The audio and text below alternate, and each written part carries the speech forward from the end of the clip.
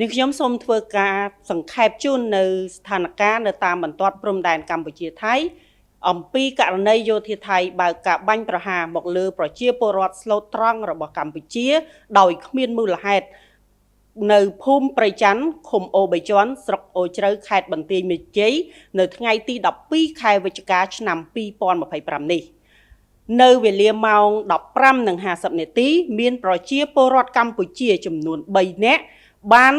ដើរនៅលើខ្នងប្រឡាយជាទីតាំងដែលគាត់តែងតែធ្វើដំណើរជាធម្មតា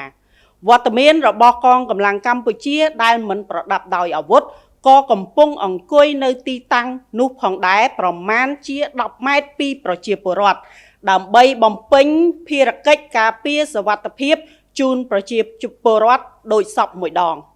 បន្តិចក្រោយមកពួកគាត់ក៏បានឮស្នូរផ្ទុះអាវុធពីខាងភាគីថៃដែលបានបាញ់សម្ដៅមកលើប្រជាពលរដ្ឋកម្ពុជាចំនួន3នាក់ដែលកំពុងធ្វើដំណើរលើខ្នងប្រឡាយក៏បណ្ដាលឲ្យប្រជាពលរដ្ឋកម្ពុជាស្លូតត្រង់ចំនួន2រូបបានរងរបួសបន្ទាប់មកកងកម្លាំងរបស់យើងដែលមិនប្រដាប់ដោយអាវុធក៏បានចូលធ្វើអន្តរាគមន៍ជួយសង្គ្រោះប្រជាពលរដ្ឋពេលនោះផងដែរក៏ត្រូវបានកងកម្លាំងយោធាថៃធ្វើការបាញ់ប្រហារសម្ដៅមកលើពួកគាត់លើសពីនេះទៅទៀតយោធាថៃបានបន្តបាញ់ប្រហារលើគោលដៅផ្សេងទៀតដោយសម្ដៅលើប្រជាពលរដ្ឋស៊ីវិលស្លូតត្រង់របស់កម្ពុជាដែលកំពុងអង្គុយជុំគ្នាលេងនៅខាងក្រោយដែលបណ្ដាលឲ្យប្រជាពលរដ្ឋយើងចំនួន1នាក់ទៀតរងរបួសបន្ថែម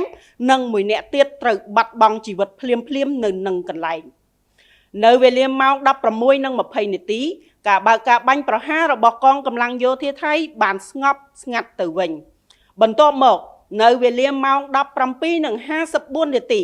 ការបើកការវាយបាញ់ប្រហារមកលើកងរបស់កងកម្លាំងយោធាថៃជាលើកទី2ដោយប្រើប្រាស់កាំភ្លើងប្រភេទ Rafale ចំនួន5គ្រាប់មកលើកងកម្លាំងរបស់កម្ពុជាបន្ថែមទៀតប៉ុន្តែកងកម្លាំងរបស់កម្ពុជាមិនបានតបតឡើយគឺបានប្រកាន់ខ្ជាប់នៅគោលការណ៍អត់ធ្មត់កម្រិតខ្ពស់ដោយប្រកាន់ខ្ជាប់បំផុតនៅការគោរពនិងការអនុវត្តបទឈប់បាញ់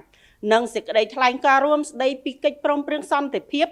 រវាងកម្ពុជានិងថៃរួមទាំងគោលការណ៍ដែលបានឯកភាពគ្នារវាងភាគីកម្ពុជានិងថៃដោយឈរលើមូលដ្ឋាននៃការដោះស្រាយរាល់បញ្ហាដោយសន្តិវិធី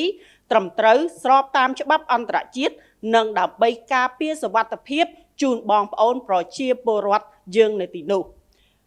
ជាសរុបករណីបើកការបាញ់ប្រហាររបស់កងកម្លាំងយោធាថៃមកលើប្រជាពលរដ្ឋស្លូតត្រង់របស់កម្ពុជា